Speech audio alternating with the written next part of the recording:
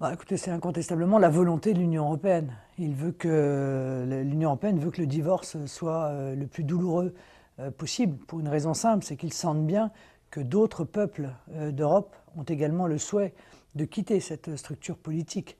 Donc ils ne veulent pas d'effet domino, et pour cela il faut essayer, puisque le chantage n'a pas marché, le projet peur n'a pas marché non plus, de rendre encore une fois la séparation la plus douloureuse possible. Est-ce qu'ils y arriveront? Je ne le crois pas. Alors, vous pensez que la Grande-Bretagne va arriver à bien négocier un bon deal, disons? Oui, je le crois. Je crois parce qu'elle sera portée par la défense de ses intérêts propres et pas enfermée dans une idéologie qui est celle de l'Union européenne et qui aujourd'hui empêche en réalité les pays de s'armer contre la mondialisation sauvage. Vous avez emprunté des monnaies de tchèque de la Russe. Oui, enfin, il y a plusieurs années, on a en fait un emprunt dans une banque effectivement tchéco-russe, mais parce que c'est elle qui a accepté de nous prêter. Ça aurait été une banque britannique, on aurait emprunté auprès d'une banque britannique. Qu'est-ce que vous voulez? On nous Mais c'était reproche. la banque russe. Oui, d'accord, et moi je n'ai aucun devoir à l'égard de la banque si ce n'est de la rembourser. Ça ne crée aucun, ça ne me crée aucune obligation, ça ne me crée aucune soumission à qui que ce soit. Vous n'avez pas de regrets Donc pour en la fait, on réforme? m'empêche d'emprunter à une banque française et après on me reproche d'aller emprunter à une banque étrangère. Et si ça avait été une banque américaine, on aurait dit quoi? Ou une banque d'un pays d'Afrique, on aurait dit quoi?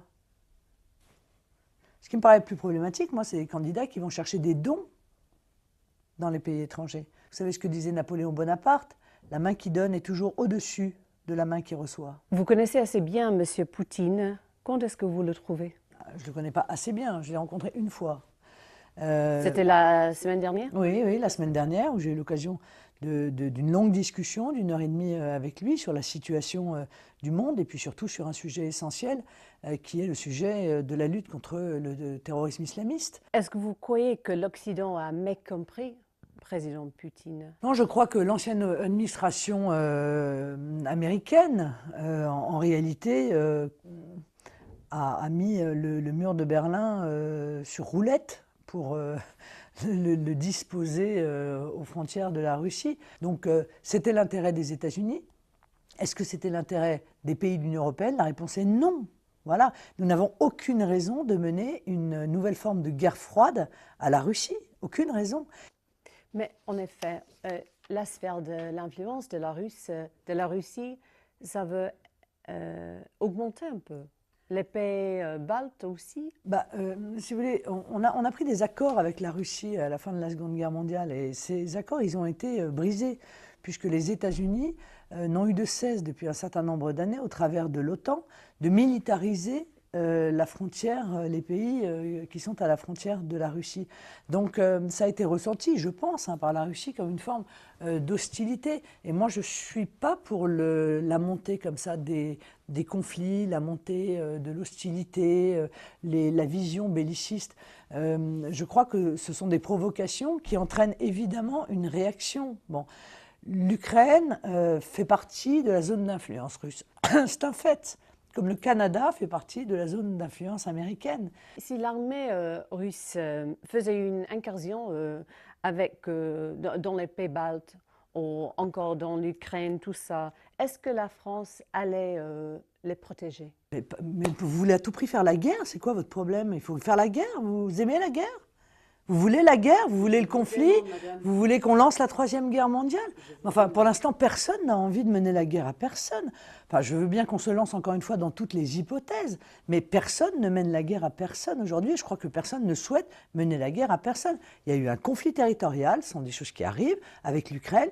Il faut, par la diplomatie, régler ce problème. Et je crois que la voix de la France est une voix qui pèse, pour peu que la France soit la France et pas une région de l'Union européenne. Mais honnêtement, si vous êtes en train d'essayer de faire dire que la Russie représente pour les pays d'Europe un danger militaire, je vous dis, je crois que vous commettez une erreur d'analyse. Quel devrait être l'engagement de la France envers l'OTAN? Moi, je souhaite que la France sorte du commandement intégré de l'OTAN.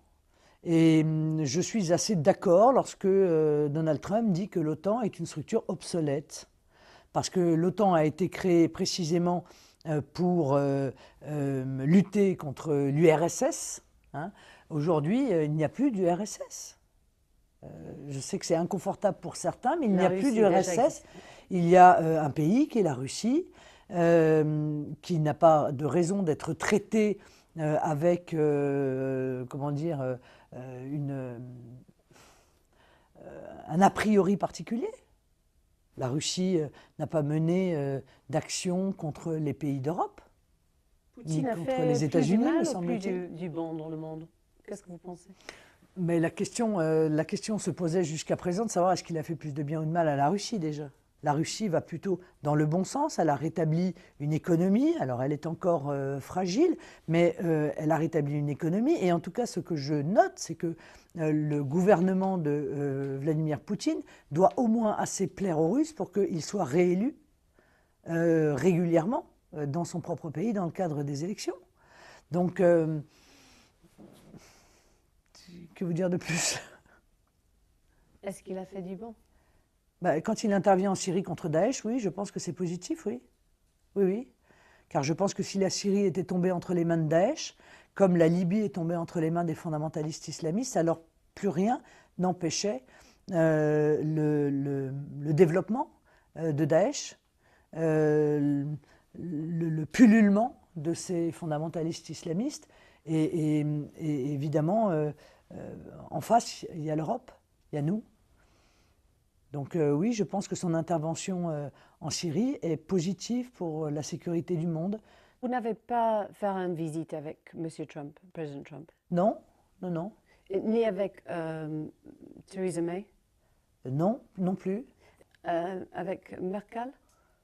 Mais non, mais pourquoi voulez-vous que j'aille voir Mme Merkel ou Mme Theresa May? Mme Theresa May, nous pourrions avoir des choses éventuellement à nous dire. Mais Mme Merkel, les choses sont très claires. Nous sommes en opposition totale. Je suis l'anti-Merkel. Oui. Je suis opposé à sa politique économique, je suis opposé à sa politique monétaire, je suis opposé à sa politique en matière de migrants.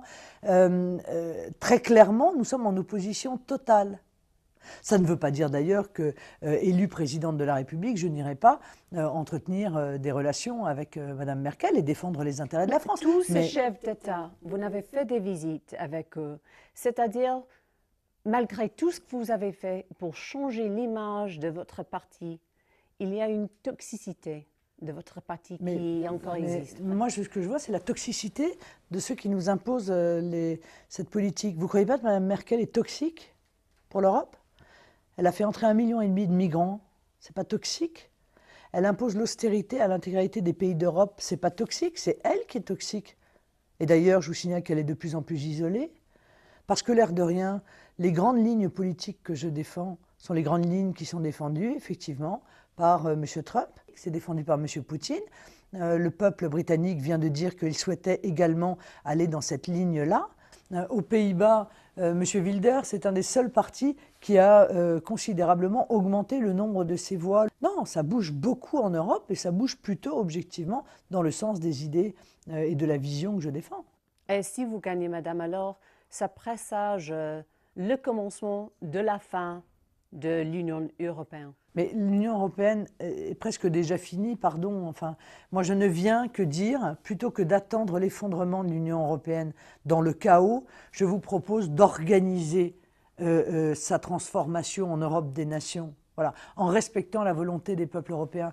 Est-ce que vous avez pris conscience que tous les référendums qui ont été organisés dans les 15 dernières années et qui concernent l'Union européenne ont été perdus par l'Union européenne? Tous les référendums sans exception. Est-ce que vous avez vu la Pologne dire non, moi je ne veux pas rentrer dans l'euro, alors qu'il y a encore quelques années, ils suppliaient de pouvoir rentrer dans l'euro? C'est fini. L'Union européenne, elle brille de la lumière d'une étoile morte. Madame Le Pen, merci. Merci à vous.